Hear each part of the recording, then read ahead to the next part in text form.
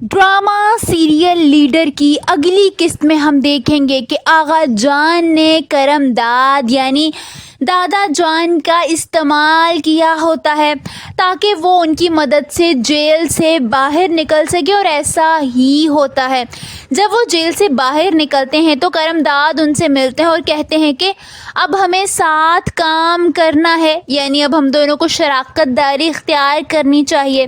जिस पर आगा जान साफ मना करते हुए कहते हैं कि मैं ऐसा नहीं करूँगा। दादा जान हैरान रह जाते हैं और कहते हैं कि हमने अहद किया था कि एक साथ काम करेंगे। इस पर आगा जान कहते हैं कि अहद तो होते ही तोड़ने के लिए हैं, हम सियासतदान हैं, कोई स्कूल जाते बच्चे थोड़ी हैं कि अहद निभाते फिरें। और वैसे भी वो वक्त की ज़रूरत थी, जहाँ तक मुझे याद है हमने भी ज़रूरत के तहत हाथ मिलाया था, कोई अहद नहीं किया था।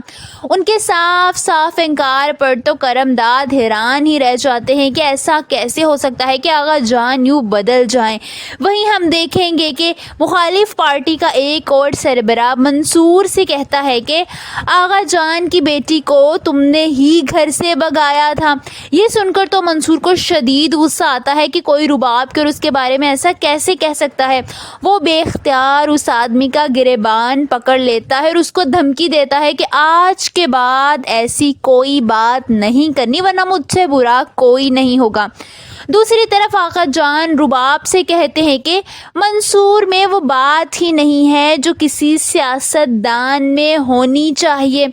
जिस पर रुबाब हैरान परेशान होकर कहती है कि कैसी बात और क्या होनी चाहिए। आगा जान कहते हैं कि कामयाब सियासतदान में जितनी भी बातें होती हैं उनमें से कोई भी मंसूर के अंदर नहीं है, क्योंकि वो अब भी मंसूर के ख़िलाफ़ ही होते हैं। आप सबको क्या लगता है कि अब रुबाब और मंसूर के रास्ते एक हो सकेंगे? कमेंट्स में अपनी राय का इजहार ज़रूर कीजिए।